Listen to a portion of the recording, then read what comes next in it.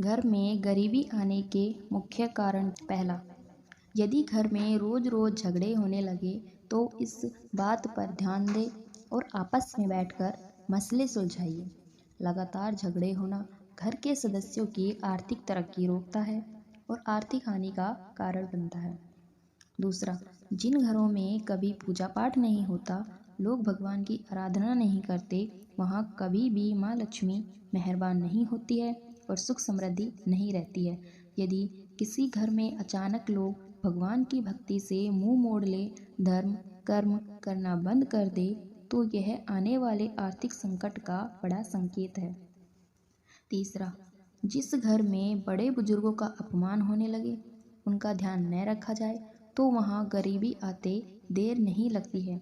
यदि घर में बार बार बुजुर्गों का अपमान हो तो मान ले कि घर में गरीबी दस्तक होने वाली है। चौथा, यदि घर में लगा तुलसी का हरा भरा पौधा अचानक सूखने लगे तो यह कोई बड़ी विपत्ति आने का संकेत है।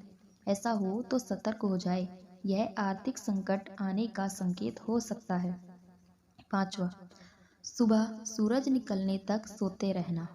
हर व्यक्ति को रात में सबसे पहले खाना खाकर जल्दी सो जाना चाहिए और सुबह में सूरज उगने से पहले उठ जाना चाहिए और सुबह उठने के बाद सूरज को प्रणाम करना चाहिए।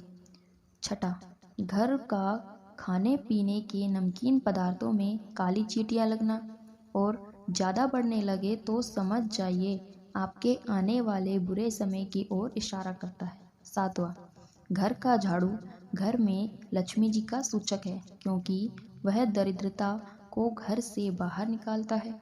इससे घर में सुख समृद्धि और धन दौलत आदि आते हैं। इससे लक्ष्मी का निरादर होता है। घर का कोई छोटा बच्चा अचानक घर में झाड़ू लगाने लगे तो उसे घर में किसी अनचाहे मेहमान का आने का संकेत समझना चाहिए।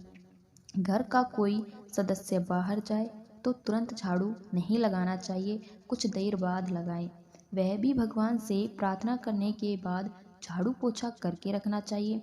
जिस प्रकार झाड़ू को छुपा के रखा जाता है, उसी प्रकार झाड़ू को भी घर में आने वाले आदमी की नज़रों से दूर रखना चाहिए।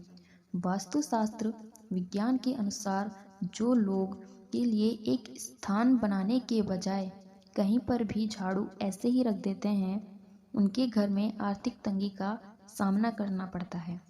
आर्थिक परेशानियों का सामना करना पड़ सकता है या किसी भी जानवरों को झाड़ू से नहीं मारना चाहिए। माँ लक्ष्मी आपके घर से दूर नाराज होकर चली जाती है और घरेलू जीवन में विपत्ति आने की संभावना पड़ती है।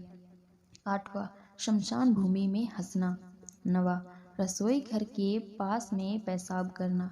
10वां, हाथ धोए बगैर भोजन करना। 11वां, रिश्तेदारी से बदसलूकी करना। 12वां, संध्या बेला में सोना। 13वां, मेहमान आने पर नाराज होना। 14वां, दांत से रोटी काटकर खाना।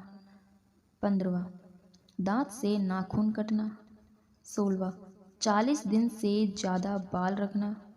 17वां, औरतों का खड़े खड़े बाल बांधना। 18वां, साधु फकीर को अपमानित करना या फिर कोई चीज़ खरीदना। 19वां, दीपक को फूंक मारकर नहीं बुझाना चाहिए। 20वां, जूते चप्पल उल्टे देख कर उसको सीधा नहीं करना। 21वां, मकड़ी का जाल घर में रखना। 22वां, रात में झाड़ू लगाना। 23वां, नदी तालाब में शौच साफ करना और उसमें पेशाब करना। 24वां, गाय बैल को लात मारना। 25वां, माँ बाप का अपमान करना। 26वां, किसी की गरीबी और लाचारी का मजाक मत उड़ाना। 27वां, घर में लगी दीवार घड़ी बंद होना। दोस्तों, यह जानकारी आपको पसंद आई है तो चैनल को सब्सक्राइब और लाइक ज़रूर करें। धन्यवाद।